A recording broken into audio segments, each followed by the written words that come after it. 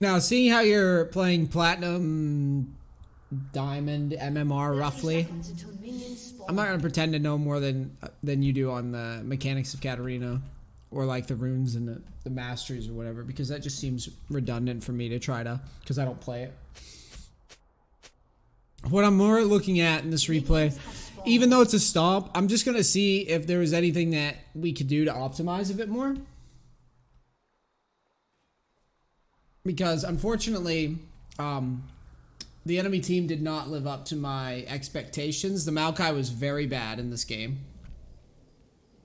In that late game, if they had just turtled and just made for some decent engages, it would have been a decent, a decent late game match that we would have had to make sure to put away. We were pretty efficient, but still. Let's see.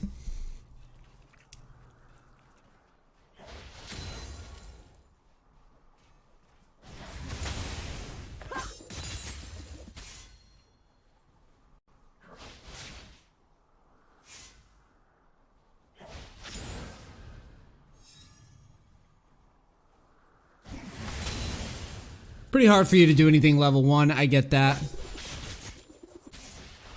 With Q on cooldown, you go for Q harass.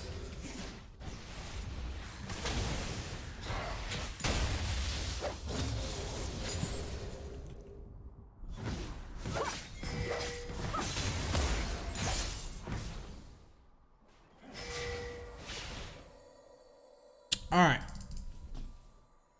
So, I don't know how much you know about compositions or whatever, but a big reason why I felt like that game needed to be played very hastily is because our composition is ass versus theirs. If we were to take 5 randoms, like, let's remove me from the equation, let's remove you from the equation.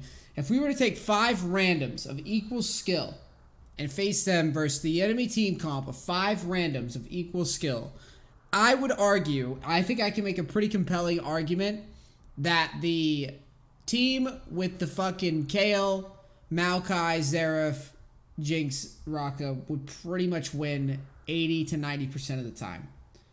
So, by and large, I think we're like mega outcomped here.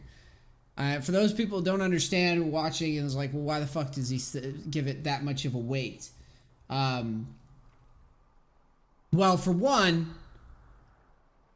if we assume that, most laners break even or play decent, Soraka pretty much hard counters GP Global, Soraka pretty much hard counters, Katarina engages, Maokai can act as a front line, a big front line late game. Jinx scales up, Xerath scales up, Kale scales up. You can't itemize against their comp. Their comp has amazing front line, amazing utility, amazing range, amazing split push that GP can't match. Shaco falls the fuck off hard. Katarina can easily dive in and then just get Soraka ulted. Like, same with the fiddle. I mean, there's just so many advantages that enemy team comp has over us. So knowing that, my whole focus on this replay with you is just basically we ask ourselves, are we doing enough in trying to put the game away quickly? And that's what we're trying to figure out. So Shaco cheese ganks, gets Xerath's flash.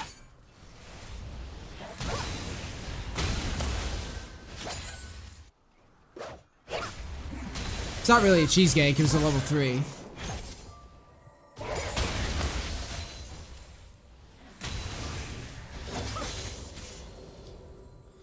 We know that Xerath doesn't have flash, so looking for an all-in is good.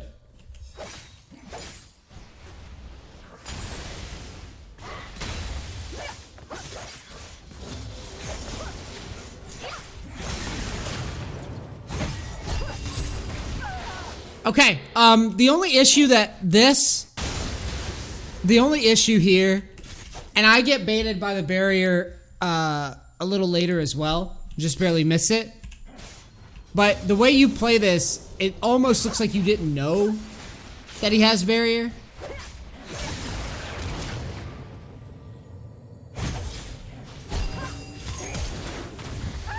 And I think that's the bigger issue.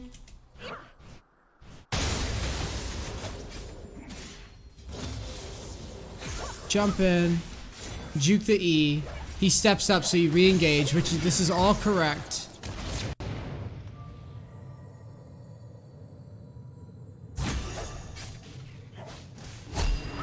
Was your E on?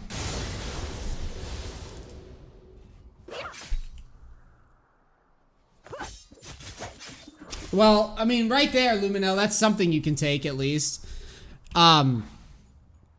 Most Zerefs are going to run heal or barrier in this matchup. They're very rarely going to run anything else. They have to, because they're scared shitless of precisely what you're doing.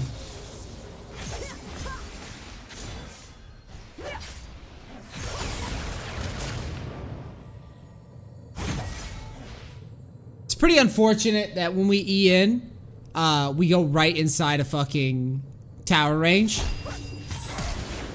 Because we probably get his barrier without an issue if, you know, if we don't go into tower range there.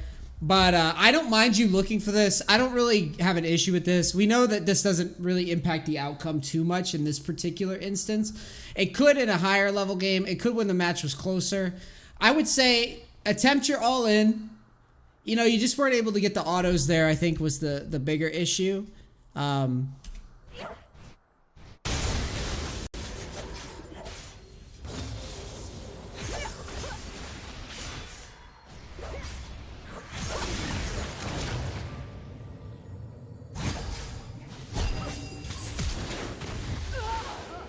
think it's a good look, dude.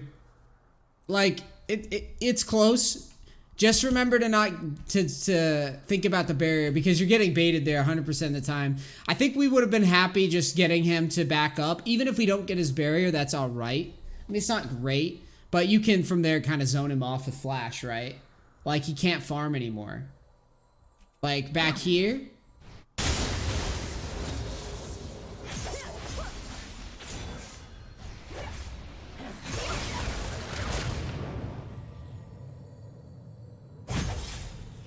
Like, we're okay with this spot here, really. Because we can do a lot of things, actually. We can stay in the lane. If he stays in the lane, we can zone him. Like, when you take the tower shot, this opportunity's gone. But you had about 50-60% HP. Once he's out there, you can just chill. If he decides to stay, you can just flash all in, right? And if he backs, you can just back up and start backing right away. And if he backs and you back, then you get to the wave and it'll be frozen for you.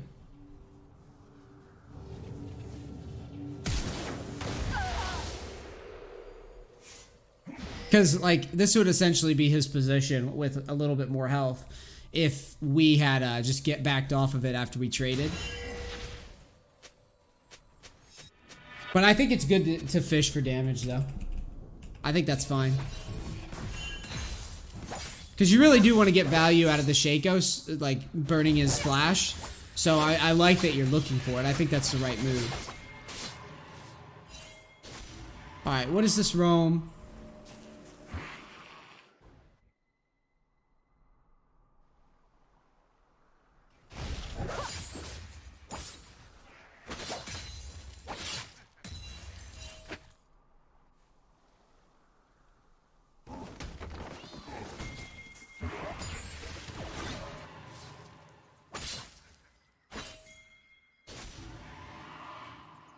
Personally, this would be legitimate. I have a legitimate criticism of you here. I don't know why you're not roaming to top if we're going to do this. If we're going to roam, the lane's not completely pushed in, but I do agree with, like, fishing around in this matchup in particular, because you're not or in this composition, because we kind of do have to snowball the game, I think, in order to win it reliably. I'm more concerned with the fact that you're not going top. I don't know what why you think going bottom is better than going top here. Going bottom is trash when you know Maokai's here.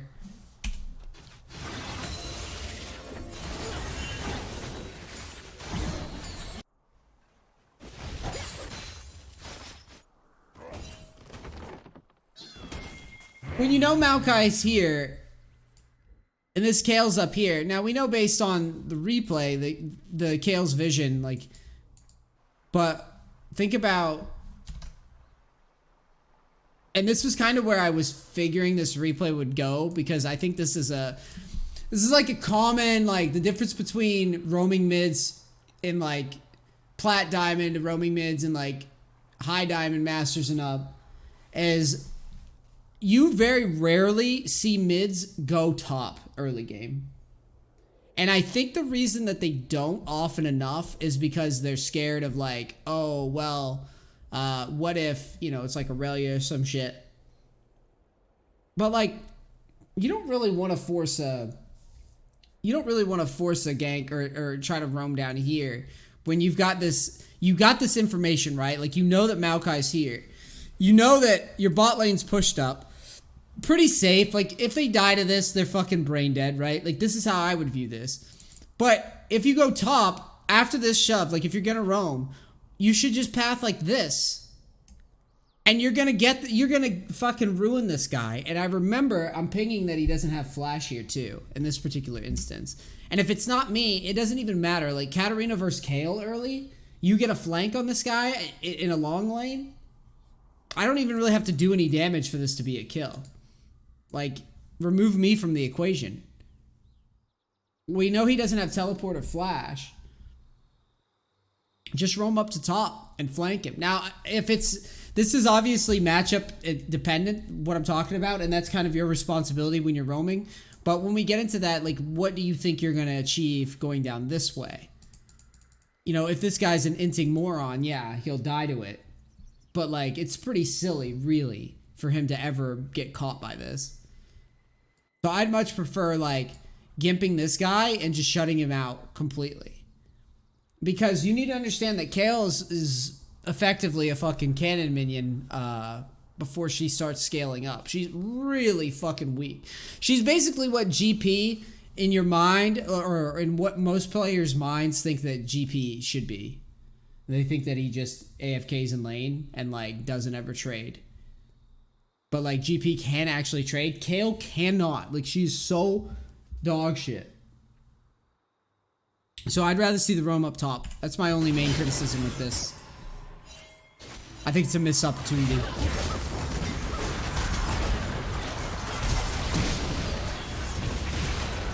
Now, in this particular instance,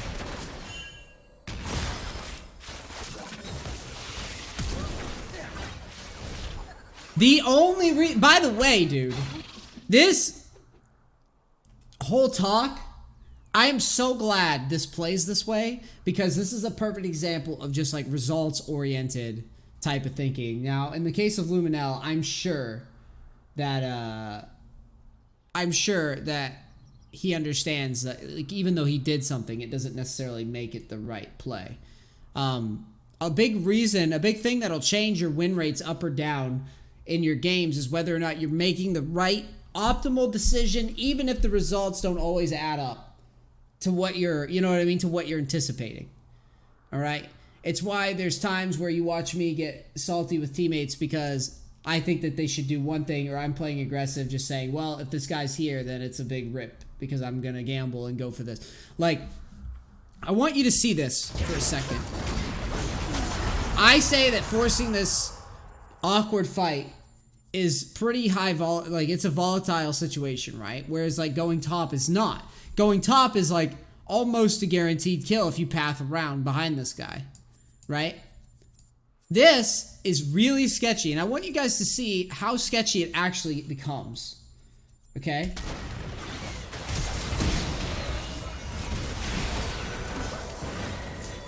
If this Jinx fucking flashes, she will actually pop the fuck off. Do you understand? Do you guys see this?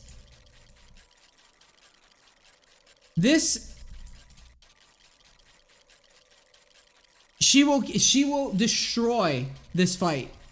For some reason, unbeknownst to me, she just lets you guys leave. I don't know. But this is why I say the things I say. I think that in this particular instance, if we ran this fight back through 10 random jinxes, I bet you 6 or 7 of them will flash and get a triple kill here, and then we have a problem. A very, very big problem, because not only would the ADC be fed, but this motherfucker is just free pushing, and now he's just gonna dominate the whole macro thing of, like, you know, just shoving lanes over and over again. He's gonna have so much, he's gonna have this entire section of the map under control, because he's always gonna have mid shoved in. So I think this was an important spot.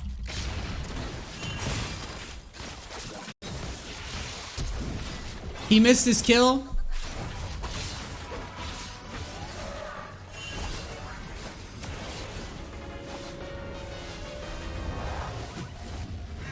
Yeah.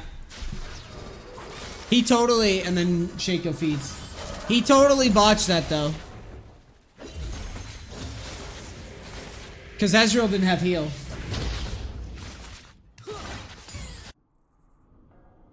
Alright, so you make your little roam. I think we both can agree it's a bad roam. And I don't think you should get in the habit. I mean, getting in the habit of fishing around is fine. But just think more along the lines of, like, which lane is more of a sure gank. The bot lane that's your bot lane that's pushed up to tower on with a Maokai that, like, kind of knows that we know that he's on the ward, or just going behind, like, literally pathing behind the Kayle and just getting, you know, because odds are when she's pushed up, even if she sees you on the ward, right? It's like certain champions, even if they spot you, they're probably gonna fucking have to burn flash or some shit, unless they react absolutely perfectly.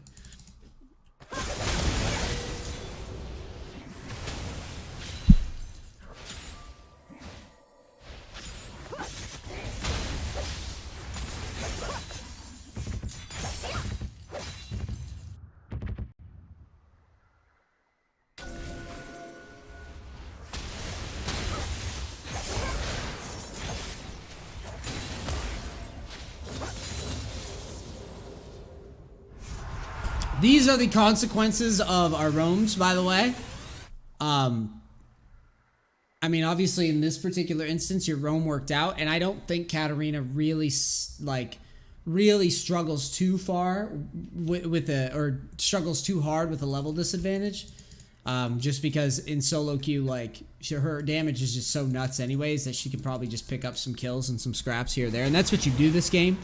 You do pick up a lot of free stuff.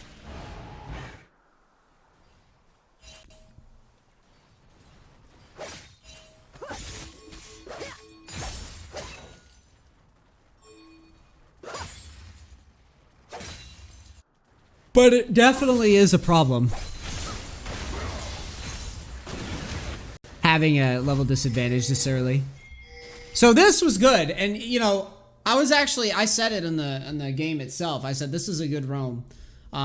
This is what I want earlier. I just want you recognizing it sooner, because again, like, the higher up you go, mids will identify quickly, like, where their exploit is, and this would definitely be what I would consider an exploit. Like, you can just path up here anytime that Kayle goes beyond this line, that should result, like, if your lane is able to be roamed, that results in you going like this every fucking time, like literally pathing just like you are here. It's just so free. It's such a good move. You know, as long as you don't get caught by the Maokai in the jungle, but even if you do, he's probably not going to one-shot you right now. It's just a good move. It's a fight you want. Not sure I'm a fan of the Ignite lead in particular in this gank, mainly because it tells, it kind of prompts Kayle to ult, and you kind of don't want her to right away, because you don't want her blocking the majority of your damage. When you ignite, she knows that you're trying to kill, so just, I don't know how to explain it. It's basically, with Kayle, a lot of Kayle players ult at the last second, but really the optimal ult for Kayle is to ult when the brunt of the damage comes through. Because if you ult at the last second, it doesn't really do you any good. In most cases, the enemy team's just going to flash and finish you off anyways. So just be careful with, like, when you come through.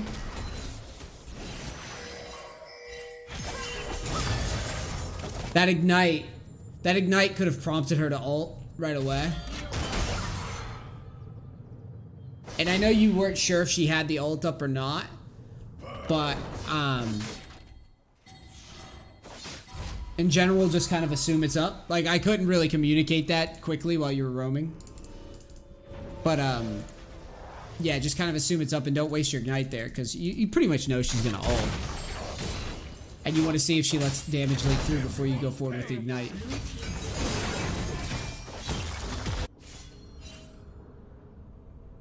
Going ham up here, dude. Battling.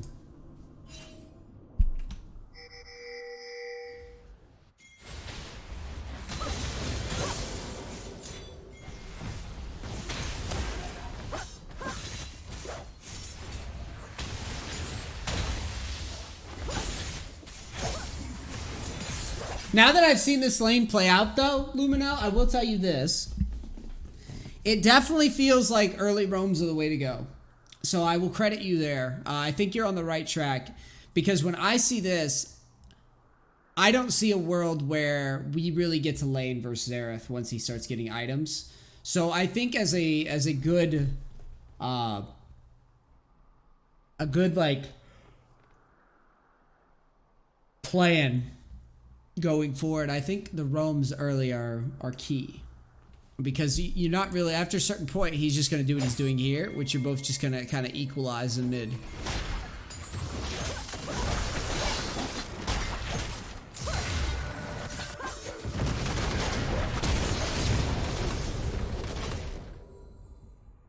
Kind of a weird flash, but it happens.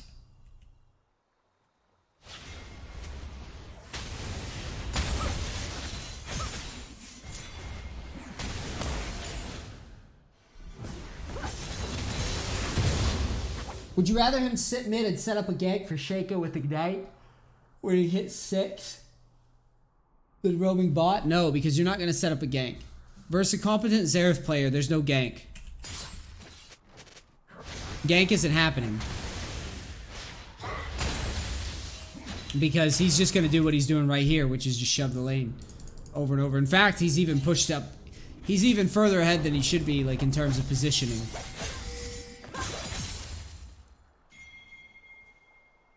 Shut down.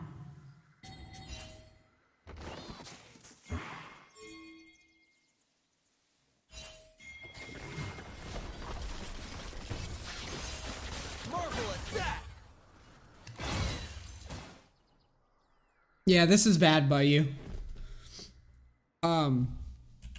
This roam here is just bad because it doesn't, you don't have flash up behind it. Like, I'd rather you, if you're gonna do this like lane gank shit. Wait, let me make sure.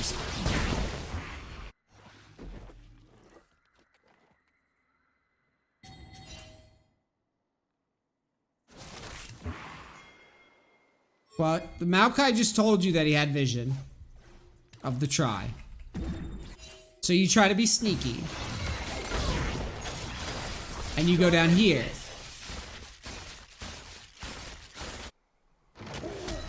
You can see Xerath and Maokai coming down.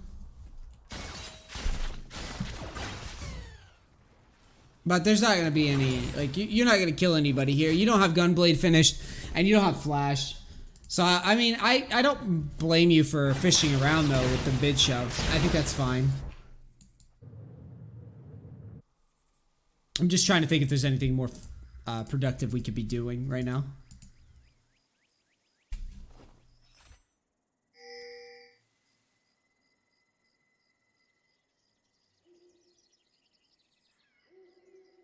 Oh. Oh, dude, yeah, you fucked this up. You just hit tower here.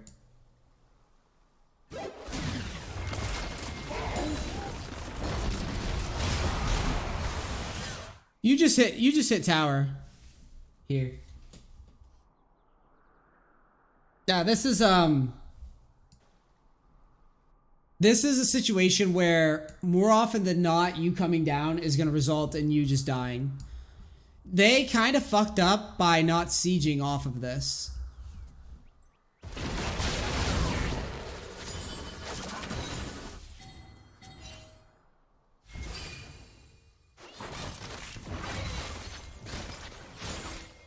Yeah, they're trolling. Like, they're legit trolling.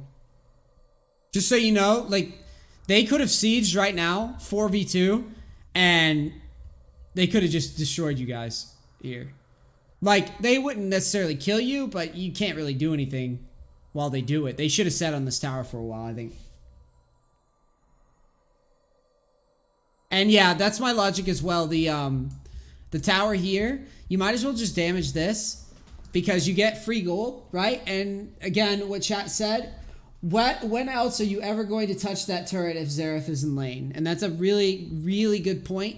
And I think it's something it's always good to revisit in terms of like just a good concept. Whenever you're facing a champion like Xerath, Ziggs, Lux, Orianna, TF, whatever, and they're not in lane, and you have access to deal with damage to the turret, that takes priority a lot of the time over running around the map. Because you're not gonna, you need to understand that those types of champions benefit from longer games. They benefit from much longer games. Longer games for them hinges on their towers. I can tell you from experience playing champions like Lux TF, playing champions like GP, I fucking hate when my tower falls early. I also hate when there's a lot of damage to my tower early because it ruins my positioning. My options become a lot thinner.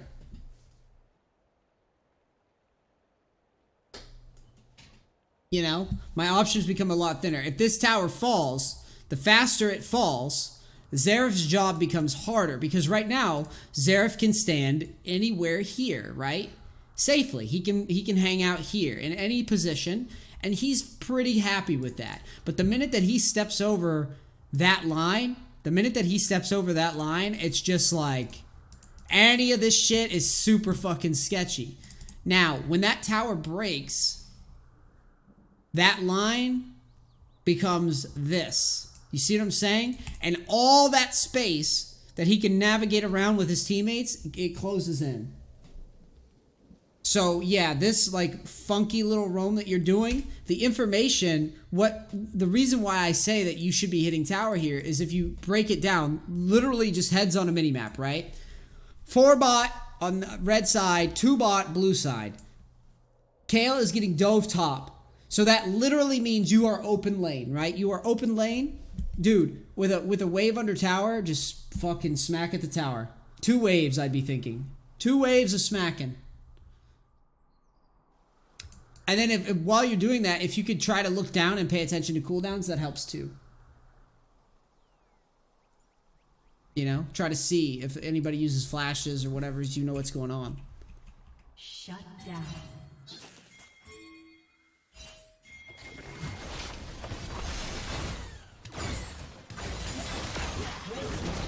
Destroyed.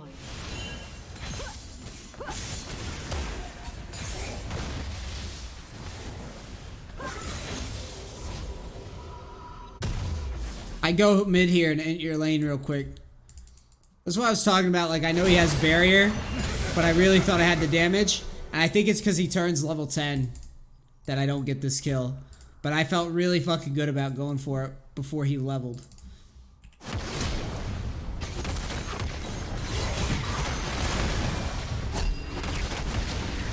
And then I walked into tower range.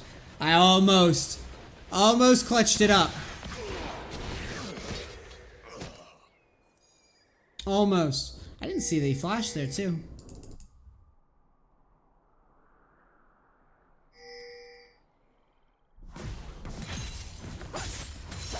Walking into mid, getting his flash and his barrier and his ult would be pretty cool if I was able to walk out without dying.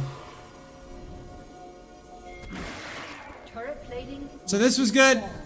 This was very good. He can't escape. He's fucked. Yep. Yep. That's why I always try. And by the way, I know that, again, talking results oriented, I know that my play in mid, dying is not good in terms of the result, but it's the idea that I'm harping on, right? The idea. It's exactly what I said. If you go back and look at this fucking exchange. Let me go back to where I died.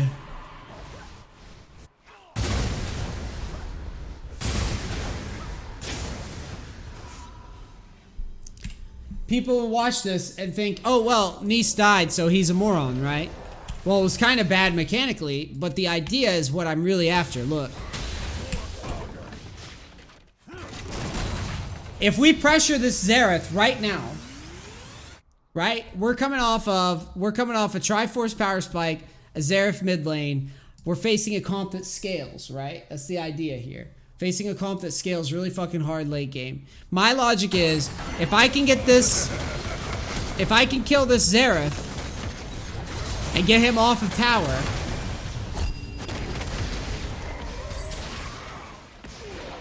then that means that he won't be able to defend this tower. We can knock that down.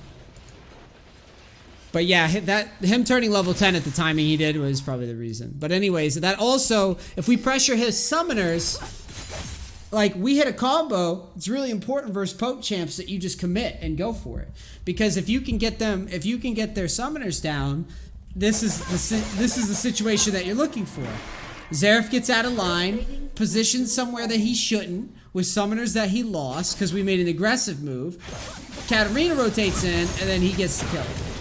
And this actually starts off the snowball of the game. I'm pretty sure when we kill Xerath, this starts off the whole fucking chain reaction. And the main reason is because Xerath is their main wave clear. Maokai doesn't wave clear. Xerath's dead. Dragon's taken. Top was shoved. Now mid's getting shoved, right? No one to answer. Maokai trolling, right? Decides that he wants red more than he wants towers. Well, he's not playing towards his win condition. And this is why I said the Maokai was pretty bad this game, and we kind of get lucky here. But if Maokai's playing towards his win condition, guess what? That turret doesn't fall. But since no one rotates, then we can just clear the turret. And now Katarina, this becomes the Katarina show from here, I believe.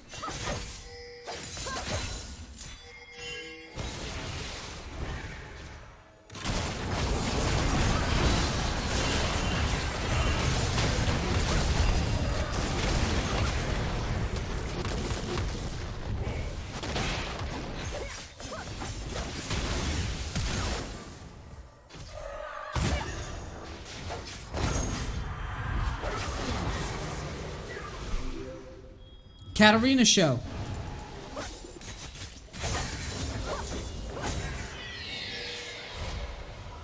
I was thinking maybe you should focus the Soraka down, but the way that the fight played, I think what you did was fine.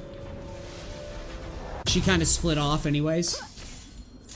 Really, in a hard, like, 5v5 team fight, as a rule of thumb, as Katarina, you really want to pop the Soraka first. Like, if you have any choice in a fight, that would be the one.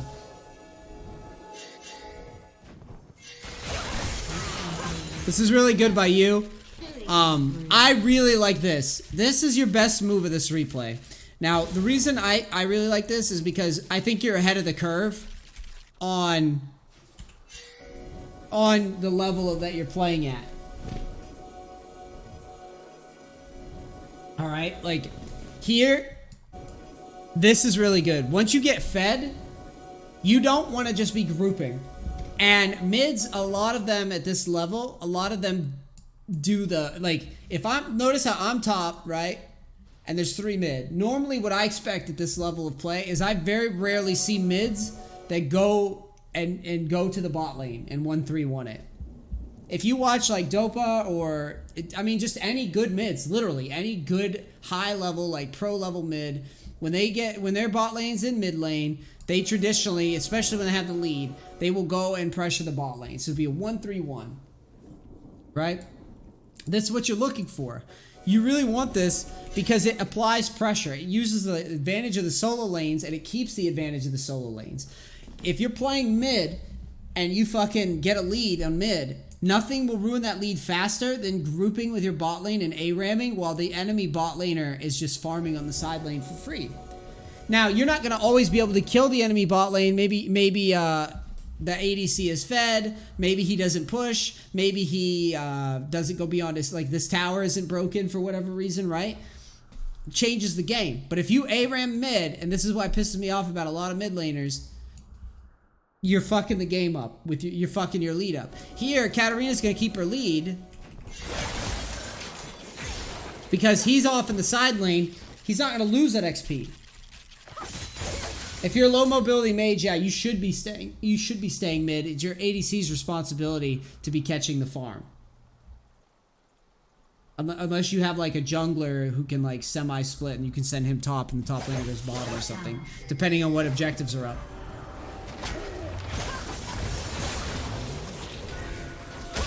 Red team's turret has been destroyed. But ideally, no, it's the ADC. Yeah, you don't want... That's a good point, though. Yeah, you don't want fucking Xerath, right? You don't want Xerath running down the fucking side lane with his lead. That's the dumbest shit ever. I agree with that. But in general, a lot of mids will play stuff like Talon, Katarina, Kassadin, Twisted Fate, and they'll fucking sit in the mid lane in ARAM. Like, it doesn't make sense. Your champion is super safe on a split push. Katarina is super safe and annoying on a split push. If the bot laners, like the ADC keeps trying to match.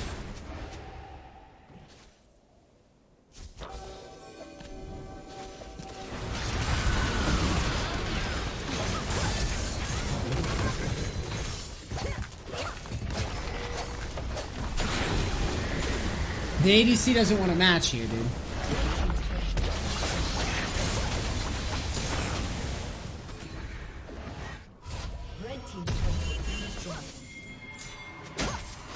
And like I said, from here on, boys, it's the Katarina show, homies. That's all it is.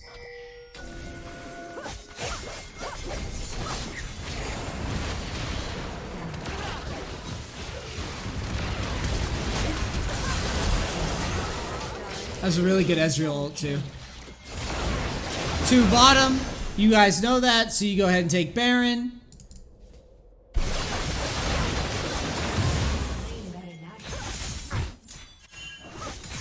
Really good by you to cancel your back and recognize that the pressure's happening mid. That's good. Easy flank here. Maokai's trolling.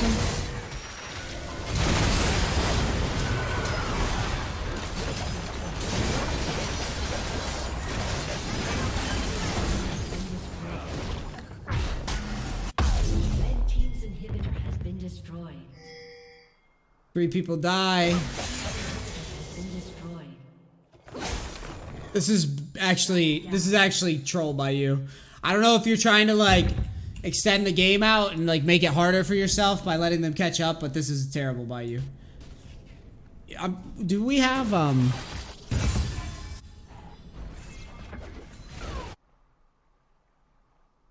Red team's inhibitor has been destroyed.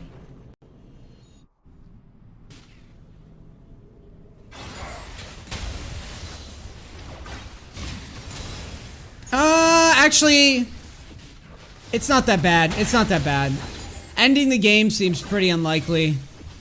So it's not that bad. Like, I get your logic. You're like, well, we're probably not gonna end, so we're just gonna go and farm these. I think it's fine. In my mind, I think we have a little bit more time than I realize. Because the minions aren't that, you know, we don't have that many minions on it. So I don't think we can end. I think we're just setting ourselves up to get a throw, so.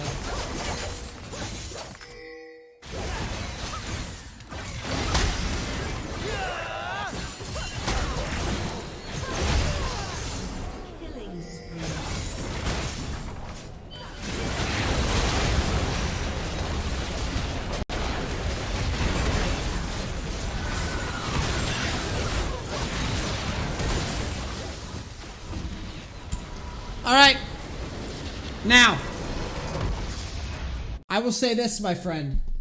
I think this was pretty well played by you. The result was good, but I really want to hammer home that fucking roam to bot, because I'm telling you right now, that could have actually changed the entire game. If Jinx plays that right, that is a very dangerous roam to be making. All right? Instead of trying to like I said, there's not going to be every top lane is not always going to have a gank option, okay? It's not going to have like a fucking, you're not always going to have a Kayle top, right? But just remember, when you do have those matchups, when you do have those types of champions, Don't be afraid to challenge them. Champions that would be really good candidates for getting ganks, like top lane early. Nico top, Jace top, fucking Tryndamere top early, right? Early roams. Champions that are squishy and that you can pretty much just force a flash just by you existing, right? Because they know that if they try to commit to the fight, then the other top laner is either going to burst them or CC them or whatever. And in that instance, you knew that there was 3 bottoms, so the top roam is like super safe to attempt. That's all you're looking for.